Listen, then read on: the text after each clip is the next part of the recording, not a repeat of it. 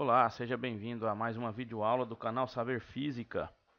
Aqui está o vídeo que eu havia prometido a respeito do lançamento oblíquo e lançamento horizontal com exercícios. Então vamos resolver aqui este exercício e outros mais a partir do instante t igual a zero.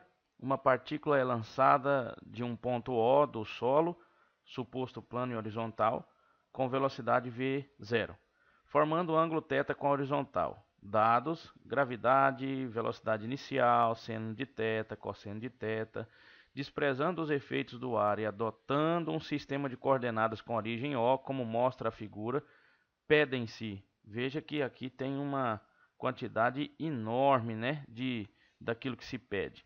Vamos começar aqui com a letra A. As equações horárias da abscissa x e da ordenada y da partícula. Vale lembrar que quando o movimento é oblíquo, esse lançamento aqui inclinado, nós temos duas direções de movimento. A direção vertical, que o móvel está subindo e depois descendo.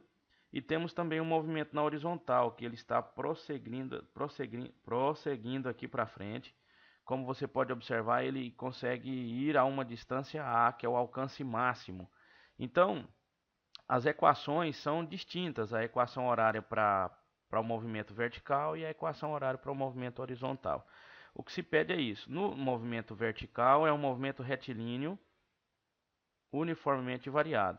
E no movimento horizontal é movimento retilíneo uniforme. Assim sendo, podemos colocar aqui a equação horária em x é aquela do movimento uniforme. A posição inicial é igual a velocidade vezes o tempo. Vou colocar um x porque é a velocidade em x. Essa velocidade em x é constante, por isso é movimento retilíneo uniforme. Quando o móvel parte aqui no seu lançamento, nós temos uma velocidade inicial, que é v0, e ela se decompõe. v0 se decompõe em v0x e em v0y. Assim eu posso dizer que aqui v0, o v0x é o cateto adjacente ao ângulo θ, por isso eu posso colocar que v0x é v0 vezes cosseno de θ. Isso está no vídeo de lançamento oblíquo. Aí v0x é a mesma coisa que vx, porque essa velocidade não se altera.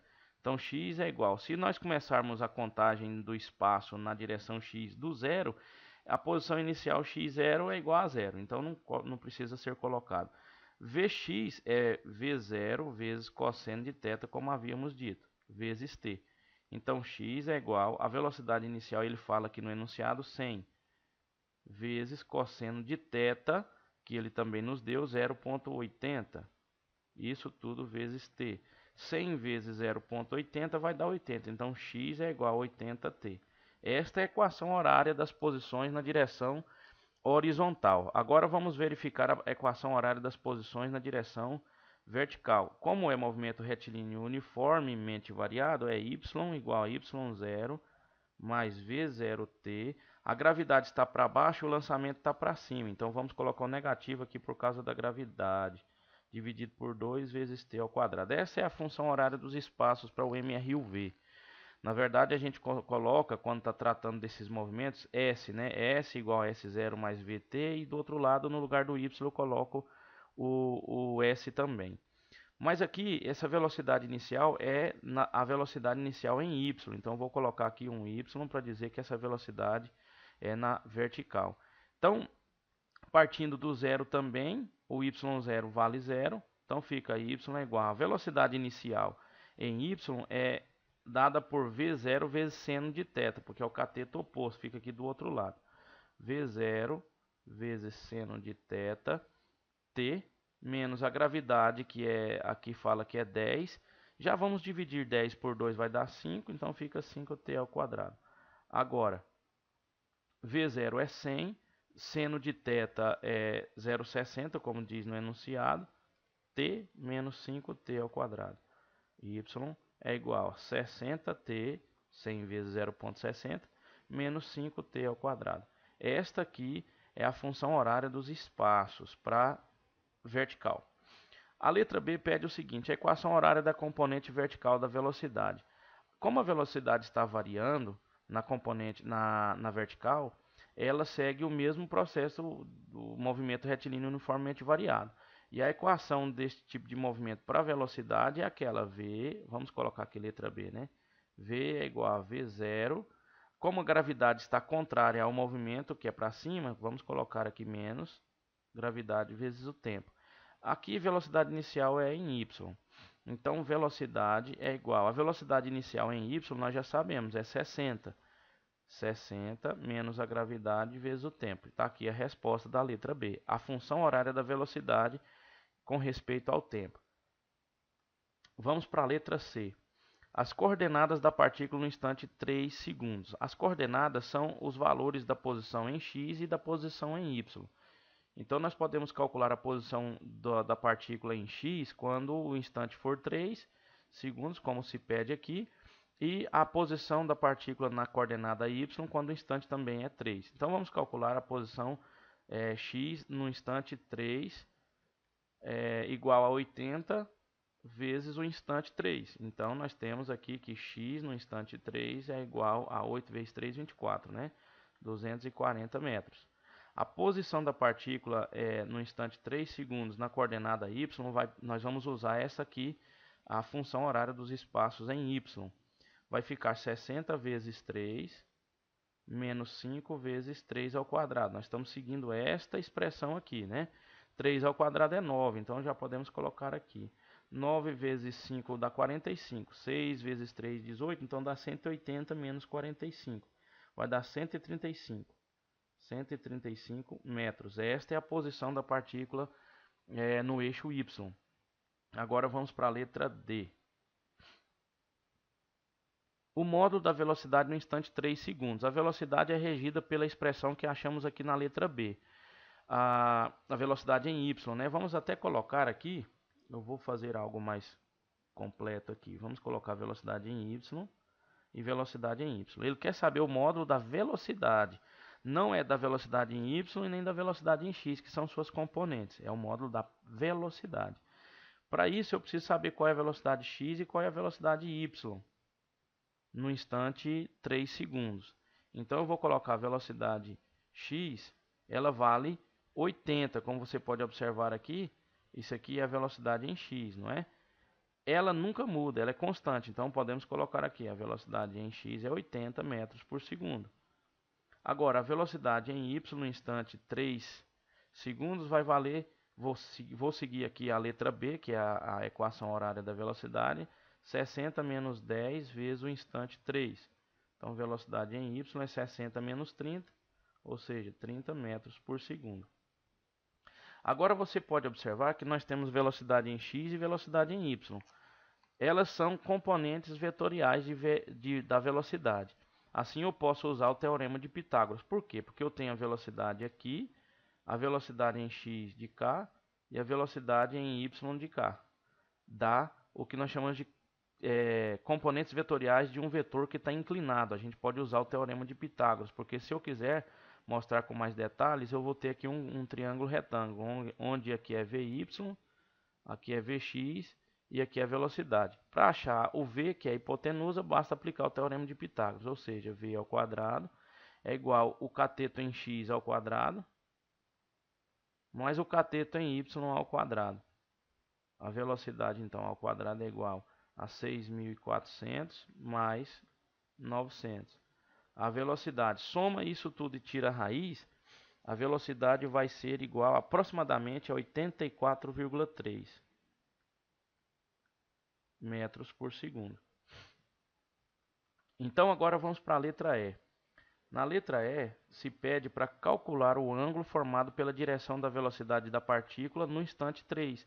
É este ângulo aqui, ó, no instante 3, qual é o valor desse θ? Vale lembrar que o VY, vamos colocar de uma outra cor aqui, vale lembrar que o VY vale, nesse instante, né, vale 30 e o Vx nesse instante vale 80. Então, a tangente de θ é o cateto oposto dividido pelo adjacente, não é isso? Ó, pega o cateto oposto, que é o 30, e divido pelo cateto adjacente, que é o 80. Isso vai dar um valor de 0,375, 0,375. Se você olhar na tabela, o ângulo que é tangente a esse valor aqui é um ângulo de aproximadamente igual a 20,5 graus. Ok? Muito bem, agora vamos fazer a letra F. O instante em que a partícula atinge o ponto mais alto da trajetória. Naquele instante, quando a partícula está lá no ponto mais alto, a única velocidade que ela tem é a velocidade na direção x, porque essa se mantém constante. A velocidade na direção y é nula, porque a partícula, quando ela vai subindo, a velocidade vai diminuindo em y, até atingir o zero. Depois, quando ela começa a descer, a velocidade volta a modificar o seu valor, ela vai aumentando. Então, no instante que ela atingir o ponto máximo, a velocidade em y final é zero. A velocidade em y inicial é 60, como calculamos na letra A. Então, nós vamos usar a expressão da velocidade em y, que nós já encontramos na letra B, que diz o seguinte, ó, aqui vamos responder a letra F, né? A velocidade em y em cada instante é 60 menos 10t. Muito bem. Se eu colocar o valor de t aqui, eu acho a velocidade. Mas se eu tenho a velocidade lá em cima, que é zero, eu posso colocar ela aqui, ó. 0 é igual a 60 menos 10t. Então, t vai ficar 60 dividido por 10, que é 6. Então, o instante em que a partícula atingiu o ponto mais alto é 6 segundos.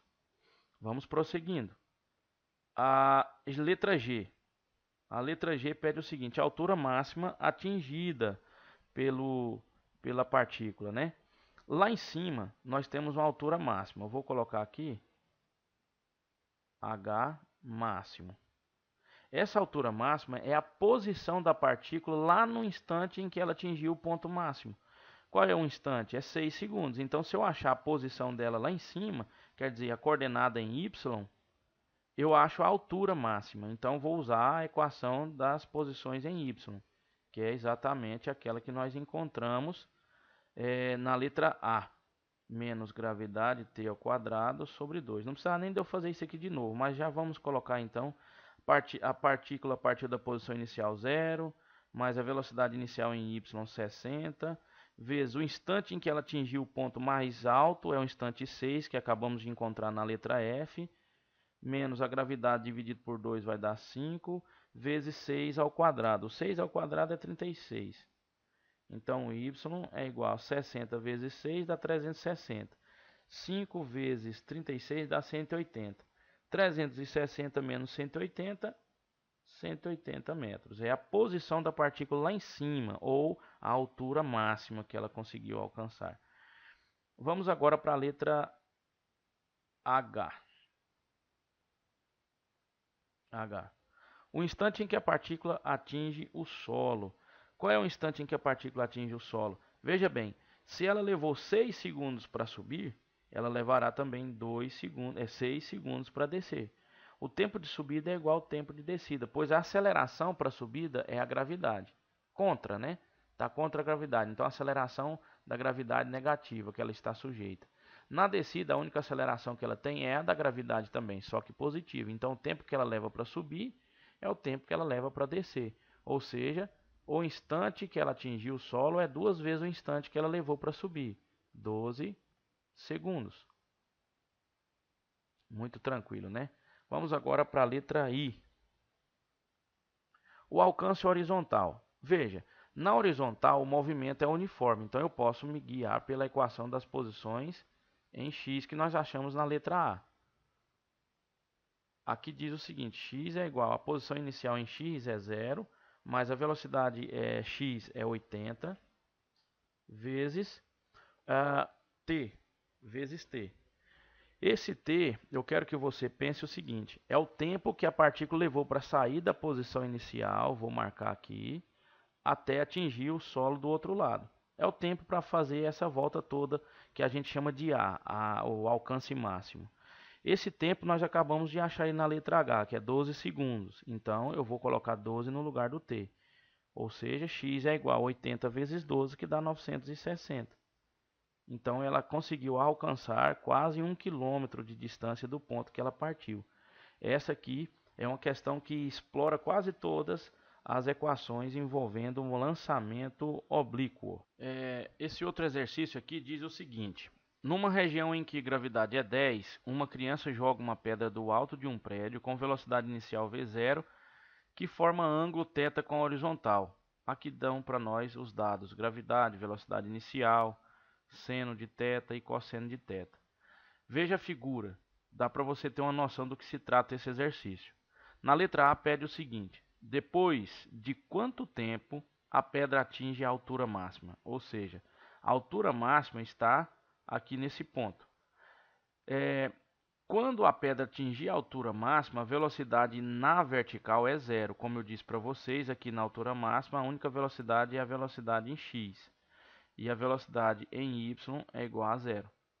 Precisamos então verificar qual a equação que nós vamos utilizar. Basta você lembrar da equação da velocidade na direção y.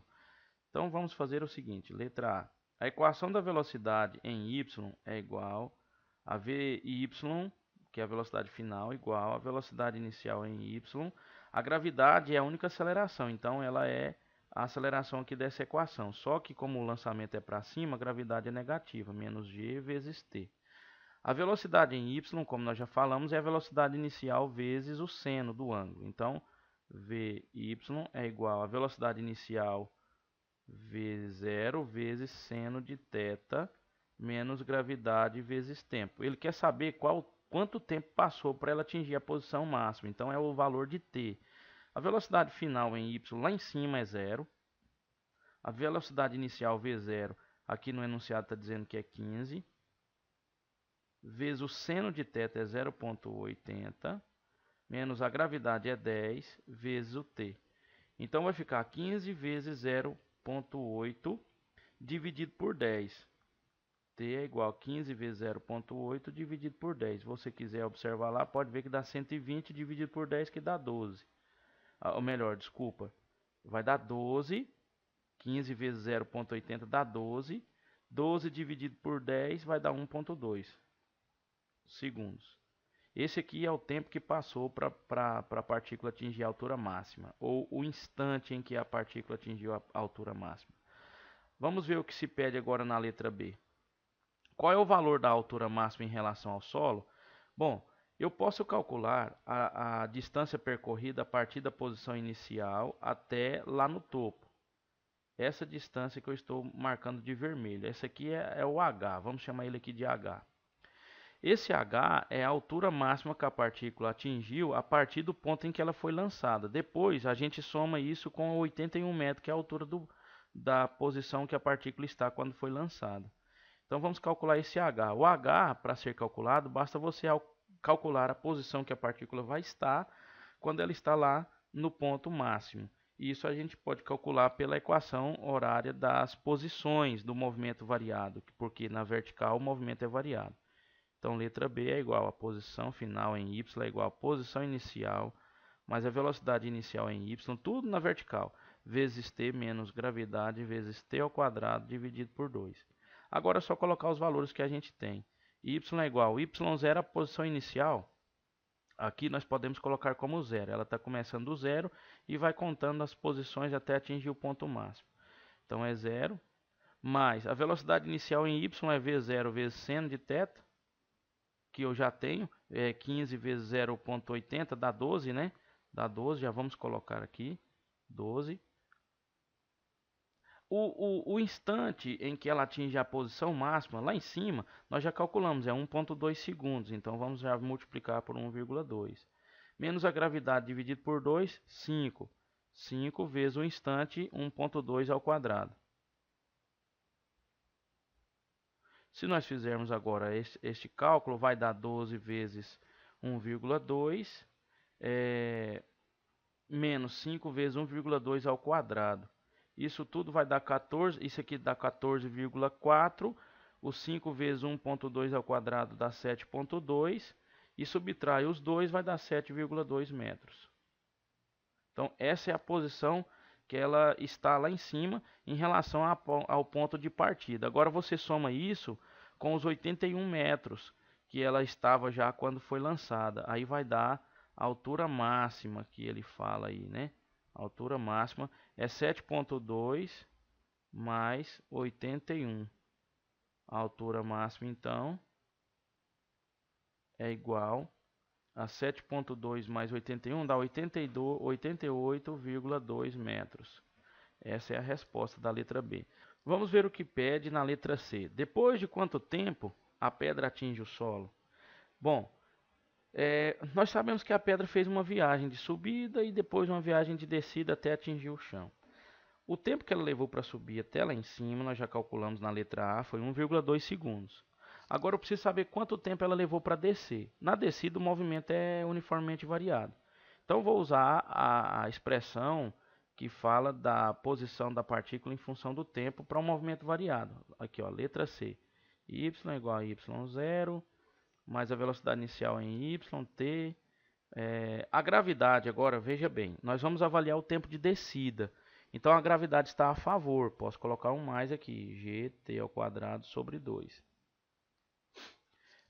O y0 lá em cima, vamos começar a contagem das posições lá em cima. O y0 lá em cima é 0. E o y final aqui embaixo é quanto? É a altura máxima dele, 88,2 metros. Não é isso? Então, é 88,2, que é igual, o y0 é 0, começa a contagem lá em cima. A velocidade inicial em y lá em cima é 0, porque Vx existe e Vy lá em cima não existe, é 0. Então fica 0 vezes t, mais 10 por 2 dá 5, 5t ao quadrado. Isso aqui cancela, vai ficar t ao quadrado é igual a 88,2 dividido por 5. Daí a gente pode tirar que t é igual a raiz dessa divisão aqui, que vai dar 17,6. Assim eu posso dizer que t é igual a 4,2 segundos. Então o tempo todo que a partícula levou para chegar no chão é o tempo de subida, que é 1,2, mais o tempo que ela levou para descer, 4,2. Então dá 5,4 segundos. 5,4 segundos. Muito bem. Vamos ver o que se pede na letra D. Qual é o valor do alcance horizontal? O alcance horizontal é a distância que a partícula sai aqui da posição que está próximo do braço da criança até o outro lado que ela atingiu o chão. Então vai dar a distância A que nós estamos falando aqui. Isso aqui é movimento horizontal. Se o movimento é horizontal, é uniforme, porque a velocidade é constante nessa direção. Então deixe-me apagar isso daqui para a gente resolver com um espacinho melhor ainda, né? Vamos começar a pensar então no assunto. Letra D. O movimento horizontal então é regido por essa expressão. Velocidade em x vezes t. A posição final menos a posição inicial, vamos chamar isso aqui de posição inicial, isso aqui de posição final, vai ficar então x menos x0, que é igual a vxt. X menos x0 é o A, é o alcance. É igual a velocidade inicial em x. Qual é a velocidade inicial em x? Basta você lembrar que ela é o produto da velocidade inicial pelo cosseno. Então, é a velocidade inicial vezes o cosseno de θ, multiplica pelo tempo. Esse tempo aqui é o tempo de todo o movimento da partícula. Quanto foi? Foi 5,4 segundos. Então, o alcance é igual à velocidade inicial, que é 15, vezes o cosseno de θ, que é 0,60, vezes o tempo, que é o tempo que a partícula leva para poder fazer todo o percurso, não é isso? Esse tempo, então, é o tempo total, né? O tempo de todo o movimento que a partícula gastou para sair da posição inicial e ir até a posição final. E isso é o nosso 5,4, que é o que achamos na letra C. 5,4. Então, o alcance máximo aí na horizontal é toda essa multiplicação que vai dar 48,6 metros. 48,6 metros. Agora, o que se pede na letra E? Vamos procurar aqui. Qual é o módulo da velocidade da pedra ao atingir o solo? Bom, a pedra começa a cair lá de cima da velocidade inicial, da velocidade y igual a 0, e vai aumentando a velocidade, aumentando com a taxa de variação da velocidade igual à gravidade até atingir o solo. Saindo lá de cima e chegando aqui embaixo, ela gastou um tempo de 4,2 segundos, que é o que nós achamos aqui na letra C. Para fazer um percurso todo acelerado, com uma aceleração da gravidade, em 4,2 segundos, qual seria a velocidade dessa pedra ao atingir o solo? Basta você aplicar essa mesma equação aqui da letra A, certo? Que é a equação da variação da velocidade em função do tempo. É a velocidade em função do tempo. Vamos usar aqui uma cor diferente. Letra E. A velocidade lá embaixo, em y, é igual à velocidade inicial em y lá em cima. Então, como o movimento é de queda, a gravidade pode ficar positiva. Vezes gravidade, é mais gravidade vezes o tempo. A velocidade lá embaixo, no finalzinho, é o vy, então é o que eu estou procurando. A velocidade inicial lá em cima é zero, quando ela parte lá de cima, né? Mais a gravidade, que é 10, vezes o tempo de descida. O tempo de descida foi 4,2 segundos, é o que nós achamos aqui na letra C, que eu acabei de dizer. Então, a velocidade final lá embaixo é 10 vezes 4,2. 10 vezes 4,2 dá 43 metros por segundo. Agora vamos ver o que se pede nesse novo exercício. Uma pequena esfera rola com uma velocidade constante de 2 metros por segundo sobre um plano horizontal a 45 centímetros de altura do piso de uma sala. Chegando à borda desse plano, a esfera projeta-se sobre o solo, indo atingi-lo em um ponto situado a uma distância d da vertical, que passa pela borda do plano onde a esfera se movia originalmente. Observe a figura. Desprezando a resistência do ar e fazendo gravidade 10 metros por segundo ao quadrado, o valor de d é... Bom, d é essa distância que está marcada aqui na figura. Como que nós vamos fazer para calcular isso daí? Vamos pensar um pouco.